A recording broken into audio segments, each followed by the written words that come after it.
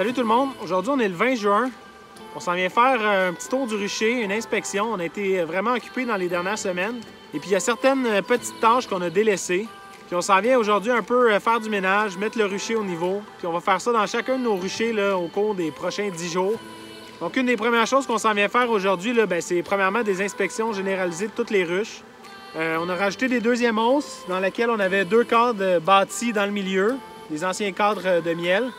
Puis un paquet de cadres pas bâtis de chaque côté. Donc, il y a des fortes chances là, que les abeilles qui étaient très fortes ici sont montées dans la deuxième hausse pour aller pondre du couvain. La reine a pondu du couvain dans les 2 cadres du milieu. Et puis, les abeilles vont commencer à travailler ensuite les cadres sur les côtés. Mais il reste toujours quand même un danger d'essaimage si les abeilles se sentent trop pris là, dans la hausse en bas. Donc, on fait une petite tournée, on inspecte vite. Puis ensuite, un paquet de petites tâches, comme je vous disais. À commencer par le numéro. Donc, il y a beaucoup de nos ruches qui n'ont pas de numéro comme ça ici, des numéros d'identification.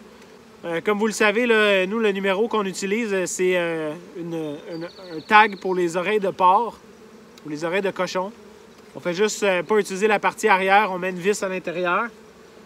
Mais ce tag-là, en fait, c'est pas juste un numéro. Il nous sert à nous rappeler qu'est-ce qui se passe avec la ruche. Donc, maintenant qu'on est rendu là, à 100 ruches, ça devient difficile de se rappeler exactement les problématiques avec chacune des ruches. Donc, on s'est fait un petit code. On sait que quand le tag est par en bas, tout va bien, c'est la belle vie. Si jamais on tourne le tag à 90 degrés sur le côté comme ça ici, on a une problématique avec la reine. Donc, soit que les abeilles sont en train de remérer leur reine, soit ils ont essaimé et il n'y a plus de reine à l'intérieur, mais il y a une problématique au niveau de la reine. Dans le cas où on introduit une reine fécondée dans une petite cagette, on va prendre le tag puis on va le mettre à 45 degrés vers le bas. Donc ça, ce que ça va nous dire, c'est qu'on a introduit une reine, puis il faut aller vérifier si elle a commencé à pondre puis enlever la cagette. Et puis, dans le cas où on se retrouve devant une ruche qui est très agressive, nous, personnellement, on n'aime pas ça travailler avec des ruches qui sont très agressives, donc on leur donne quelques chances, voir si c'était pas des éléments extérieurs, la météo ou quelque chose comme ça qui influençait leur comportement.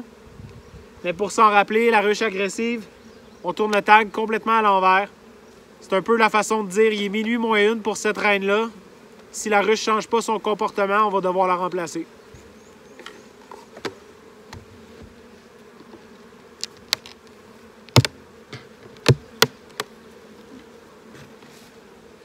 Donc, comme dans toute inspection, première chose que je fais en enlevant l'entrecouvert, je regarde voir si je ne verrai pas la reine. Puis ensuite, comme je ne la vois pas, je le dépose à l'avant. Puis je l'accote sur le plateau ici pour que les abeilles puissent grimper à l'intérieur de la ruche. Donc ensuite, je peux commencer mon inspection. Donc ici, on voit bien qu'on avait placé 4 cadres pas bâtis de chaque côté, puis 2 anciens cadres à miel. Je commence en me donnant de l'espace, en enlevant un cadre puis en le déposant sur le côté. Ensuite, je vais tasser les 3 cadres qui ne sont pas bâtis. Je vais juste aller inspecter les 2 cadres ici, voir qu'est-ce que les abeilles ont fait avec. Dans ce cas-ci, ils ont stocké du miel et du pollen. Et puis du miel de l'autre côté. Puis dans l'autre cadre, la reine est montée. Donc, elle a pondu des œufs jusqu'à la bordure ici, jusqu'en haut et jusqu'au côté ici. Les abeilles sont venues déposer un petit peu de miel sur les côtés, du nectar, qui va servir là, à nourrir le couvain. Donc, il va être très proche.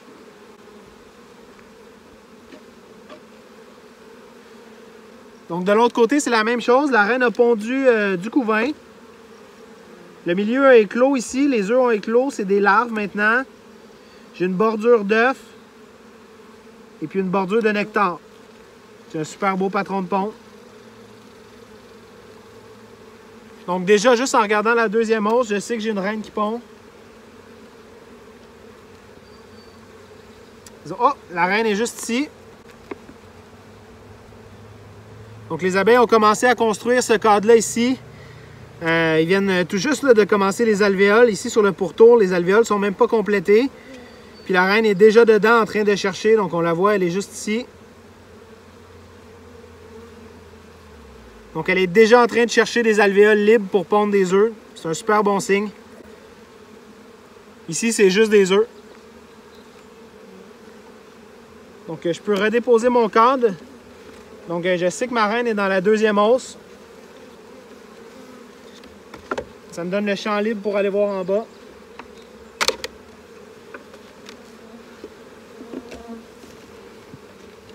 Donc, j'enlève ma deuxième hausse.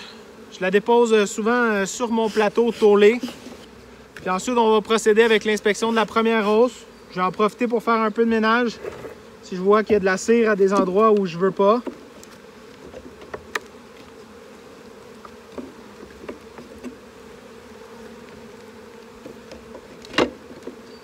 Donc, mon cadre de rive ici, c'est un cadre vide, mais il est bâti. Fait que ça, je vais le garder pas loin. Je vais peut-être le ramener plus vers l'intérieur.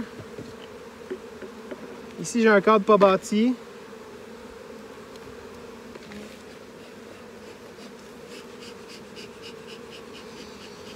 Ici, c'est libre d'un côté, pollen de l'autre.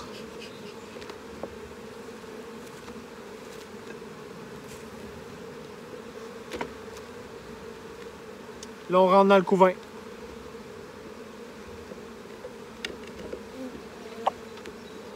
C'est un super beau cadre de couvain.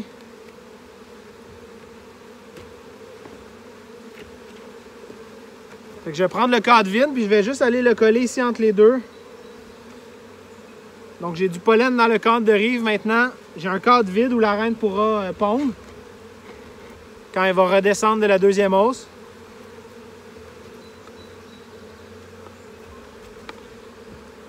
Puis ensuite j'ai un cadre de couvain.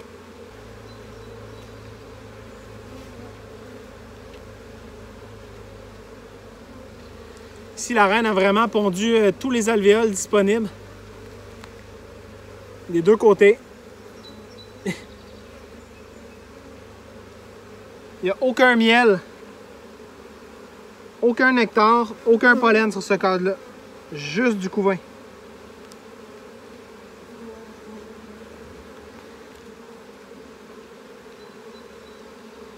Donc ici, on voit bien un ancien cadre de couvain operculé. On voit, il reste des abeilles à éclore ici sur le pourtour.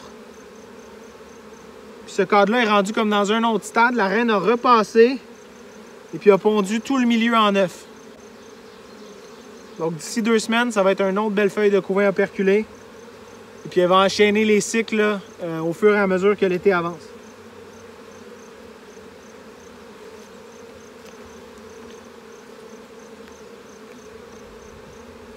À ce stade-ci, je continue quand même l'inspection pour le plaisir, mais j'aurais pas besoin. J'ai passé la hausse en haut, j'ai passé plus de la moitié de la ruche, j'ai pas de cellules d'essaimage. J'ai même pas là, de petites copes qu'on appelle, là, donc des débuts. Cette ruche-là, elle est parfaite dans son développement. On a mis la deuxième hausse au bon moment, les abeilles ne se sentent pas prises. Puis il devrait nous faire une très belle récolte de miel.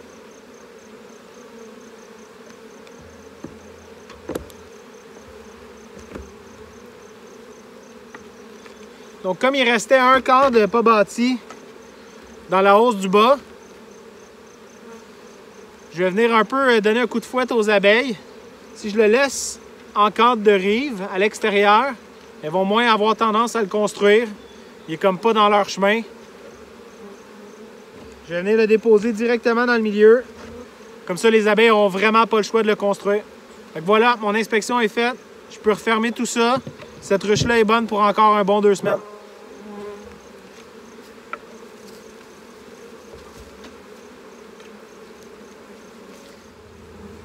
Ici, je suis en train d'inspecter la ruche à problème que je vous ai montré dans la dernière vidéo. Je vais mettre un lien en haut.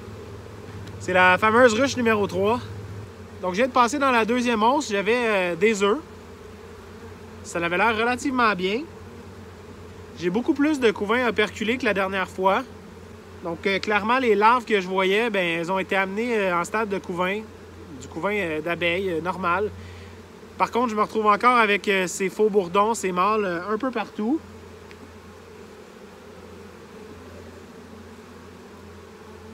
Et puis, sur ce cadre-là,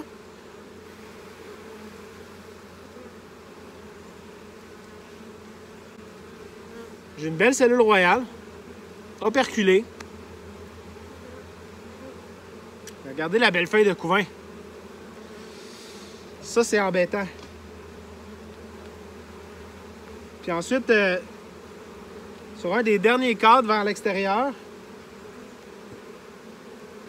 j'ai mis même 2 cellules royales que la dernière fois avec une autre en haut.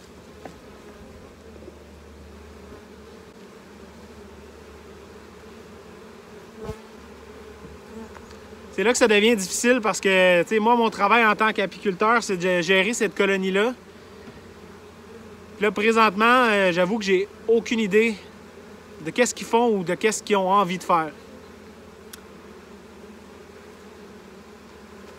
Fait que mon instinct me dit de tout simplement leur faire confiance, de les laisser aller puis de laisser gérer ça. T'sais, je viens de repasser au travers de la ruche au complet. Mon impression, c'est que la reine pond relativement bien. Est-ce que c'est une nouvelle reine? Peut-être. Est-ce que c'est l'ancienne reine qui va quand même encore relativement bien? Peut-être aussi. Clairement, les abeilles ont senti quelque chose, puis j'ai pas l'impression que c'est un essaimage parce que j'ai juste des cellules sur 2 cadres à l'extérieur. Ils sont en milieu de cadre. S'ils étaient vraiment vers le bas, on pourrait penser que les abeilles veulent essaimer, puis là, moi, je dois intervenir parce que je veux pas qu'elles essaiment. Dans ce cas-là, j'ai vraiment l'impression qu'elles ont quelque chose en tête. Elles ont envie de remérer leur reine, de changer de reine. Puis la raison, je l'ignore. On leur fait confiance. On va pouvoir prendre notre petit tag, le tourner sur le côté pour dire on a un problème de reine. Il y a quelque chose qui se passe. Dans 2 semaines, on va venir vérifier qu'est-ce qu'il y en est.